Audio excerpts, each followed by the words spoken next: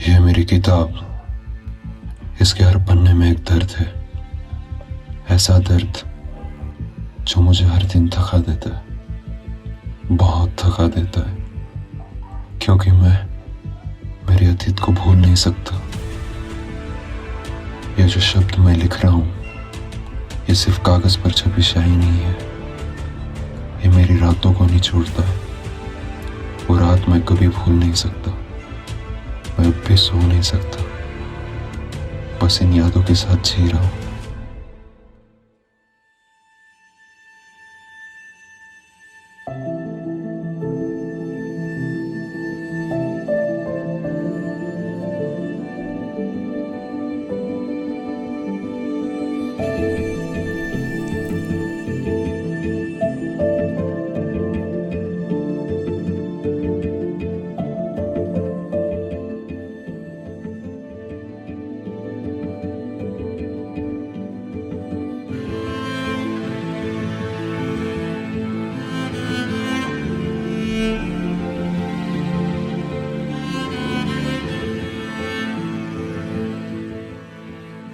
मेरी कहानी मुझे अंदर से तोड़ रही है।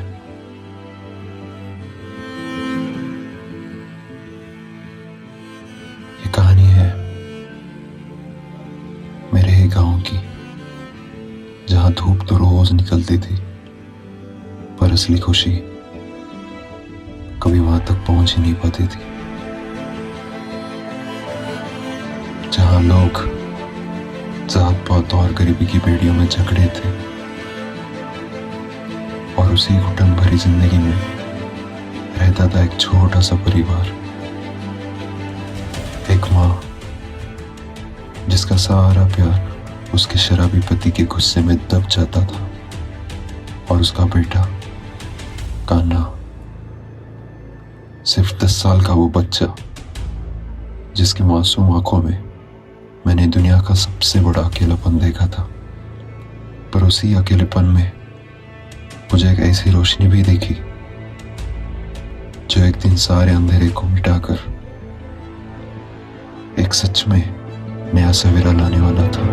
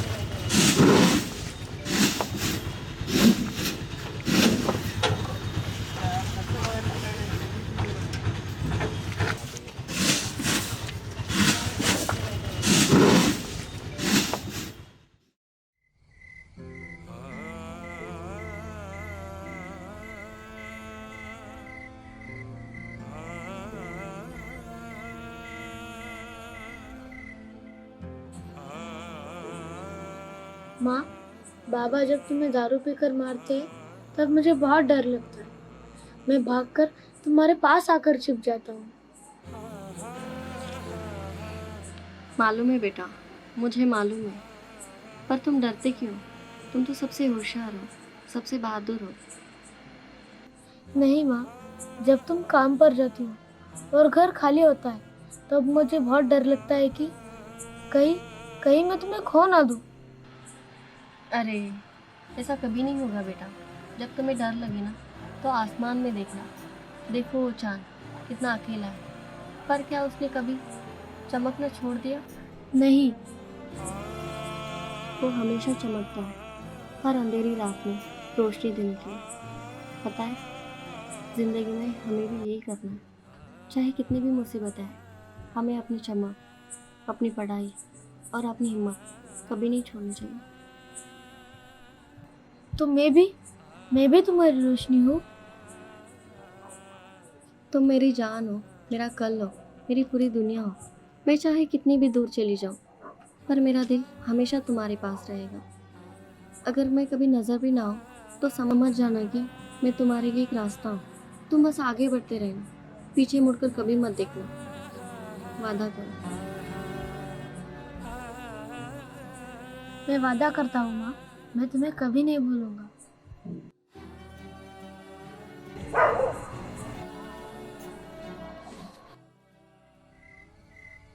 सो जाओ, बहुत रात हो चुकी है, कल सुबह स्कूल भी जाना है।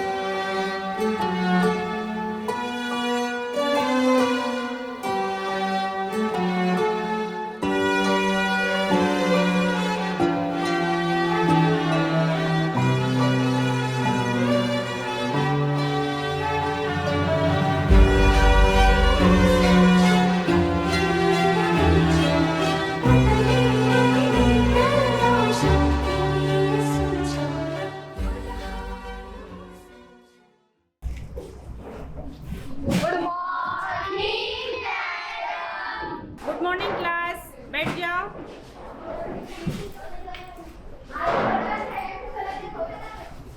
कल मैंने आप सब बच्चों को बीजगणित के कुछ सवाल दिए थे। किस किस ने हल किए हैं? हाथ उठाओ। हाँ, शाम, खड़े हो जाओ। बीजगणित का 4 नंबर का सवाल बताओ। मैडम, कल रात बहुत जोर से बारिश हुई थी, बिजली गुल हुई, इसलिए मैं कर नहीं पाया। लाइट चली गई थी, यह तुम्हारा ध्यान। बैठ जाओ। आज मैं आपसे एक सवाल पूछना चाहती हूँ, जो सवाल किसी भी किताब में नहीं है। वो सवाल जिंदगी की परीक्षा है। अगर तुम्हें कहना हो कि दुनिया का सबसे भारी बोझ क्या है, तो क्या कहोगे? सोचकर जवाब दो। हाँ कान्हा, तुम बोलो। मैडम, इस दुनिया का सबसे भारी बोझ है भेदभाव। कान्हा, थोड़ा खोलकर बताओ, क्या मतलब है तुम्हारा? मैडम, जब हम एक क्लास में एक साथ बैठे एक छत के नीचे, तभी भी कुछ बच्चे मेरी नीची जाति की वजह से मुझसे दूर बैठते, मुझसे बात नहीं करते। होशियारी तो देखो इसकी, बन रहा है बड़ा अफसर। हाँ, होशियारी तो देखो इसकी, नीची जात का होकर अकली ज्यादा दिखा रहा है। हमें तो जलना पड़ेगा ना। हम मेहनत करते, हम आगे बढ़ते, तो ये हमसे जलते। हम गरीब हैं तो हमें धुतकारते। यही जाति का बोझ है मैडम। ये बोझ इंसान को अंदर से तोड़ देता है। काना बेटा, मुझे माफ करना, मुझे अंदाजा नहीं था। इसने आज सिर्फ एक सवाल का जवाब नहीं दिया, इसने तुम सबके छोटेपन को दिखाया है। विक्रम, राजेश, खड़े हो जाओ। याद रखो, कोई काम बड़ा या छोटा नहीं होता, ना हमाली ना सफाई। काना के माता पिता दूसरे लोगों के पास हमाली करते हैं, मजदूरी करते हैं, पसीना बहाते हैं, पर कान्हा अपने मेहनत से पहला नंबर लाता है और तुम उसके होशियारी से नहीं, उसकी जाति से जलते हो। क्या यही तुम्हारी अच्छी परवरिश है? कान्हा बेटा, अब तुम्हें किसी से डरने की जरूरत नहीं और न अकेले बैठने की। तुम सबको कान्हा से कुछ सीखना चाहिए। विक्रम, राजेश, अपनी गलती का एहसास हुआ या नहीं? जी मैडम, बहुत बड़ी गलती। जी मैडम, माफ कर दो। माफी मुझसे नहीं, कान्हा से मांगो, उसके पास बैठो। आज से तुम सब दोस्त हो।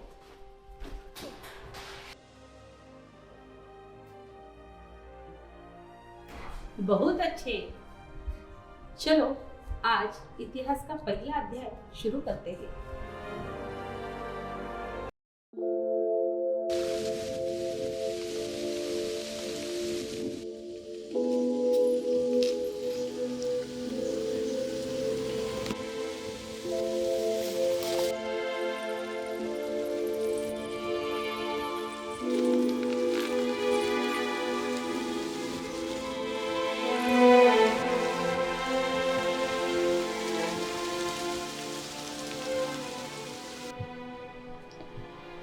क्या हुआ बेटा? माँ, आज स्कूल में बड़ा मुश्किल दिन था। सब कहते कि मैं कमज़ोर हूँ, मेरे पास कुछ नहीं। क्या हम कभी भी बड़े लोगों की तरह मजबूत बन पाएंगे? ज़रा मेरी तरफ देखो, मैं तुम्हें एक छोटी सी कहानी सुनाती हूँ, पत्थर की कहानी। वो तुम्हें तुम्हारी असली ताकत याद दिलाएगी। एक बहुत बड़ा पहाड़ था। उस पहाड़ पर एक बहुत साधारण सा पत्थर पड़ा रहता था। रोज सुबह सूरज निकलता और शाम को अंधेरा छा जाता था। वो पत्थर खुद को अकेला और बेकार समझता था। फिर क्या हुआ माँ? एक दिन कुछ मजदूर आए, उन्होंने उस पत्थर को तोड़ना शुरू कर दिया। पत्थर बहुत चीखा, मुझे छोड़ दो, मुझे दर्द हो रहा है, मैं तो सिर्फ एक पत्थर हूँ, मेरा क्या काम। उन्हें दर्द हुआ होगा ना? हाँ, बहुत दर्द हुआ होगा, पर मजदूरों ने उसे काटा, उसे घिसा। उस पत्थर ने सोचा कि ये मजदूर उसे सजा दे रहे, उसे ख़त्म कर रहे। उसे लगा कि उसकी ज़िंदगी ख़त्म हो गई। फिर कई महीनों बाद उसी जगह पर एक भव्य मंदिर बना था। जिस पत्थर ने इतना दर्द सहा था, जिसे तोड़ा गया, जिसे घिसा गया, उसी पत्थर को ले जाके मंदिर के बीचों बीच भगवान की मूर्ति बना दी। मूर्ति? हाँ, मूर्ति। अब हजारों लोग उसके सामने झुकते थे, उसकी पूजा करते थे, अपने दुखों से मुक्ति मांगते थे। मतलब दर्द अच्छा होता है? दर्द अच्छा होता है, पर संघर्ष तुम्हें मजबूत बनाता है। हर मुश्किल एक हथौड़ी है जो तुम्हें साधारण पत्थर से उठाकर पूजनीय मूर्ति बना देगी। मैं समझ गया माँ, अब मुझे कोई कमज़ोर कहला नहीं सकता। मैं संघर्ष करूँगी। ये हुई ना मेरे होशियार बेटे की बात। याद रखना, हमारी जाति, हमारी गरीबी, ये सिर्फ एक चुनौती है, सजा नहीं। हमें इस अन्याय से लड़ना है, अपनी मेहनत से सबसे ऊपर जाना है। अब पढ़ाई करो।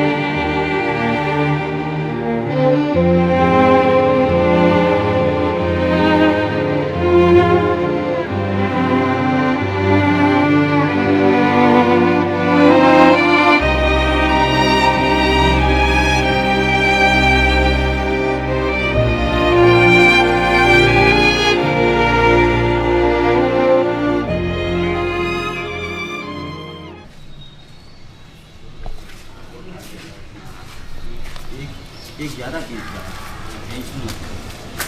आज उतार, उतार, उतार।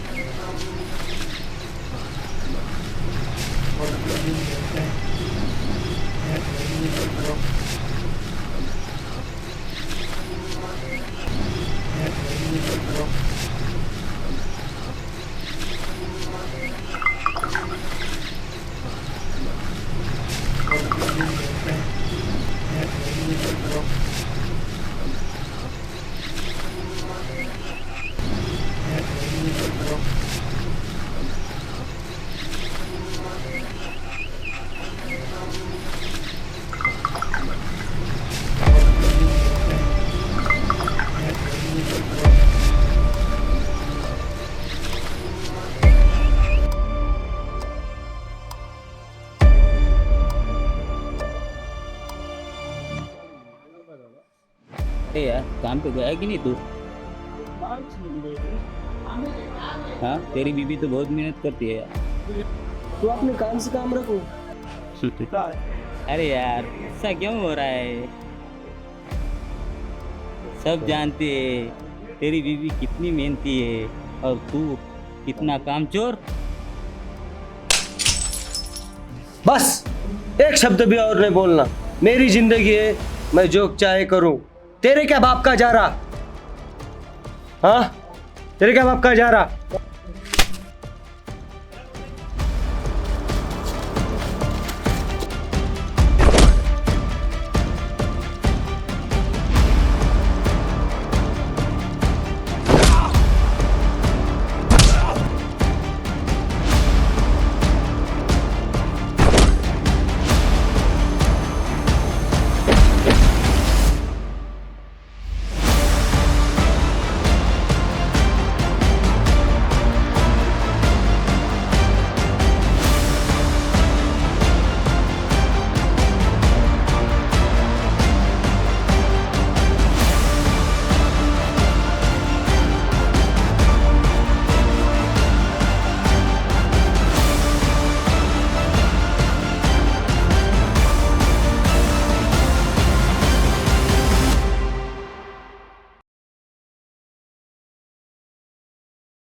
माँ, पता है आज क्या हुआ? हमारे मैथ्स के टीचर ने कहा कि मैं क्लास का सबसे होशियार बच्चा हूँ। उन्होंने मेरे कंधे पर हाथ रख के कहा कि कान्हा, तुम बहुत आगे जाओगे। वाह, मुझे तुम पर गर्व है।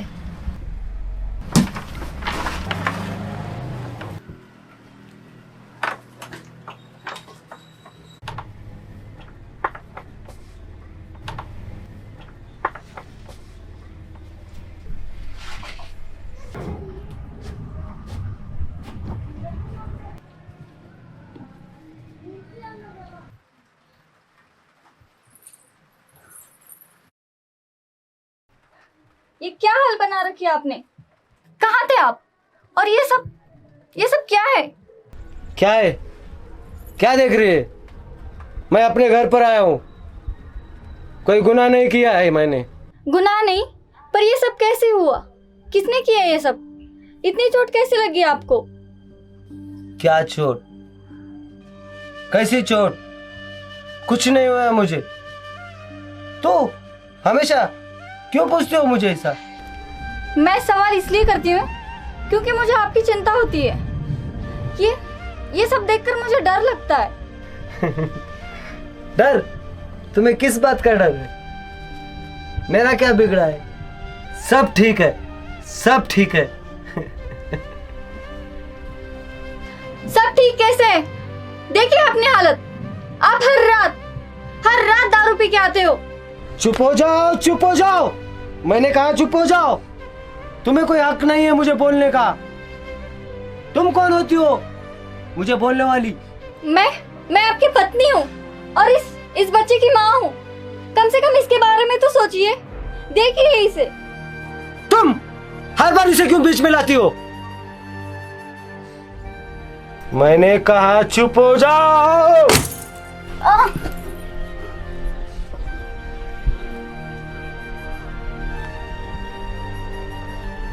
माँ, माँ माँ उठो, माँ उठो, माँ माँ माँ माँ। सुशीला, ये मैंने क्या कर दिया?